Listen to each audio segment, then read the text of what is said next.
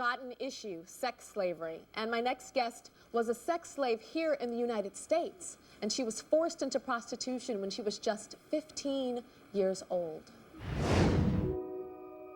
This looks like a perfect childhood. But not to Wendy.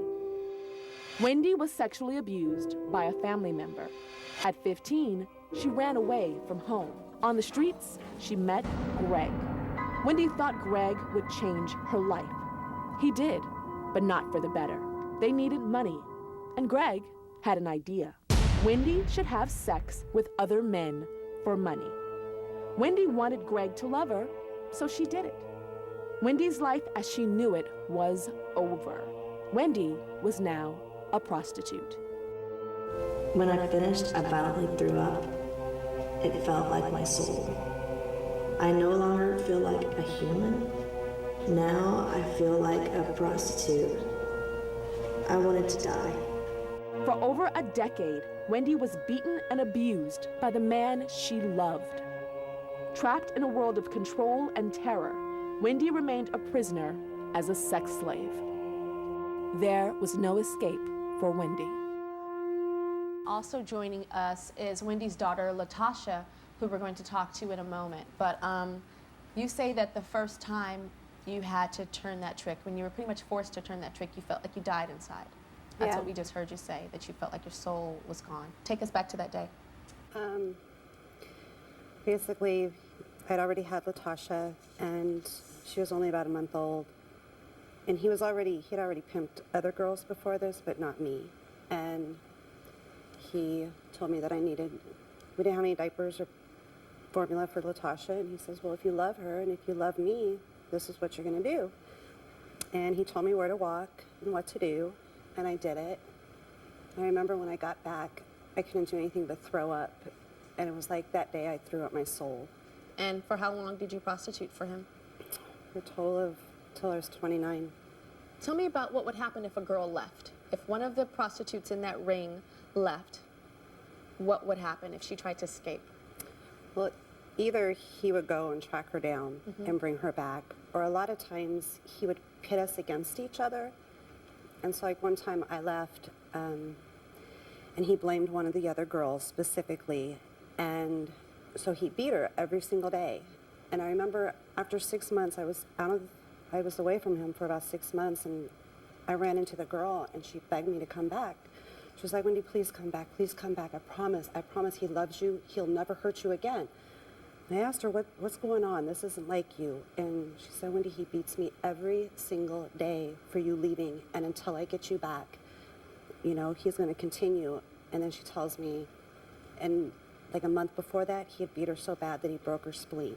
She was in the hospital for like 2 weeks, and she almost died. So that was like mind craziness, what he was doing. Oh, most of the beatings he gave us that's was extreme, insane. Insane control.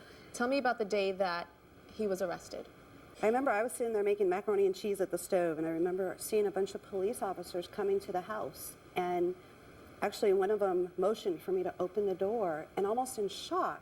You know, I know to run from the police, you know, but this time I went and I opened the door for them.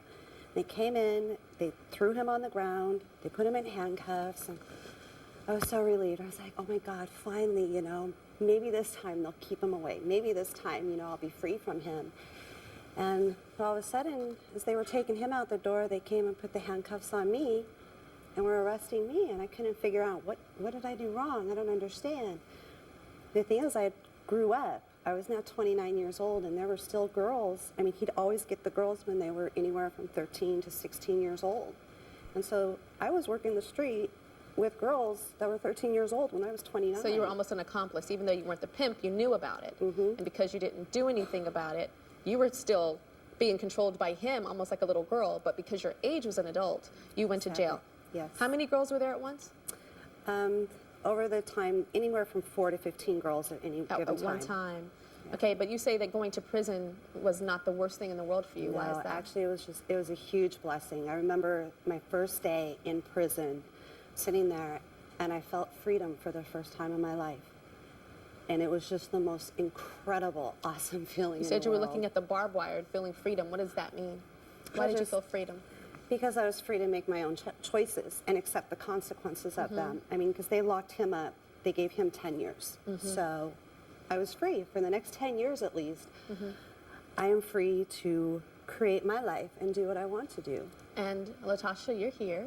You're Wendy's daughter. Yeah. And who is your father? He was my mom's former pimp. The same man that we're talking about that was in jail? Yes. And so you grew up in a house where prostitution was going on. Prostitution that was, you know, by choice for some, I'm sure, and prostitution by force for others. How old were you when you finally realized what was going on in that house that you lived in? There wasn't an age, like, ever since I was a baby, that's just the lifestyle that I lived. So you knew what it was? I didn't know it as, you know, my dad being a pimp, and I just knew that my dad had a whole bunch of women, and they would go out and have sex with men for money, and they would come home and give my dad the money. That was just what it was. It's it was what his I job. saw. It's, yeah. Did you ever see him hurting women? Yeah, I saw him beat the women all the time to where they would go unconscious. I seen one get beaten to a seizure before. He would do it right in front of me and my brother's faces. So. And you couldn't invite friends over? Right? No, because it was hard to make friends because we had to move around a lot, and so we were always changing schools. But whenever we did make friends, we couldn't bring them over. There was always so many girls like sleeping on the floor in the daytime because they would be up all night, and my dad beating them and stuff. So we of really course couldn't not. have Yeah. friends at the house. I'm very curious to know how this has affected you as a young woman. You're 25 years old. We have to take a break. We'll have more when we come back.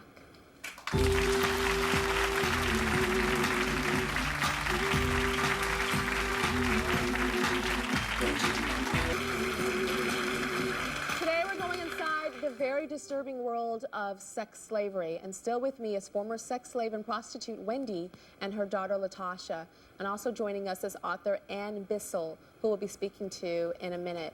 So before the break, Latasha, I was asking you how you as a little girl, how it affected you growing up in that house. What happened to you when your parents were arrested? Mom and dad goes to jail. Where did you go? I went to a foster home, me and my two brothers. And how long were you in the foster home for? A year.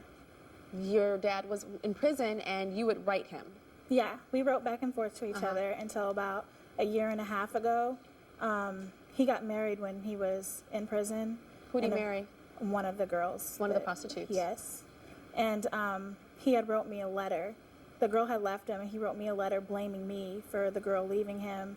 And he called me all kinds of names. He said he hopes I die, and he would sell his soul to the devil to, like, see me get hit by a car and die a painful death. Like, it was like a 5-page letter. Ever since then, I haven't talked to him. How did that affect you? Because you seem like you're saying it like he's crazy and he was saying all this stuff and like it didn't get inside. Did it get inside when he was saying it did. Like, people say I should forgive him, like, mostly on his side of the family, or like, you should forgive him. And I try to, but it's just something I just can't forgive him for right now. It hurt so bad when I read that letter. I just can't.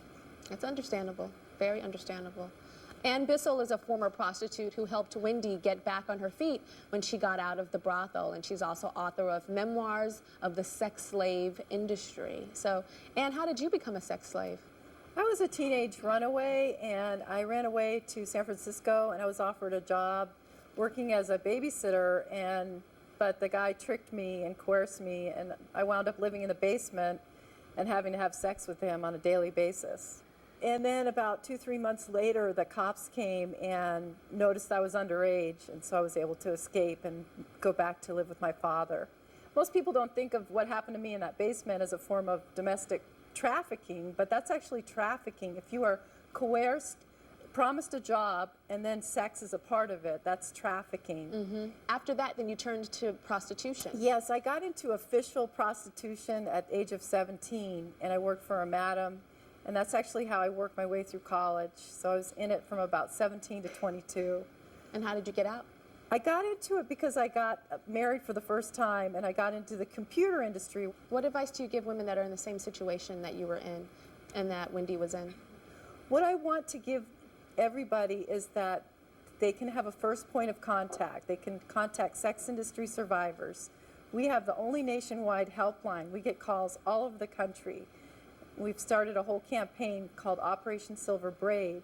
And the braid, the first strand is survivors of prostitution, domestic international and domestic violence. The second is communities, because communities don't know how to deal with this issue until it gets so bad that right next door to them is a child porn ring. And then the third is moving on past the trauma. And Wendy's been affiliated with my programs for the last few years. And it's just been so amazing to see her growth and to see how having just a first point of contact Helped her. And what about children of, for instance, Latasha? Can she contact that organization? Yes. Kids like Latasha, can they contact to get help as well? Yes, we have all our sites listed with your sites. Okay. So if you go onto tyrashow.com or our website here, you'll be able to get all of that information. Thank you so much. Thank you. And you have gone through hell and are such a survivor. Yes. Such a strong survivor. I'm very proud of you. Okay. We'll be right back.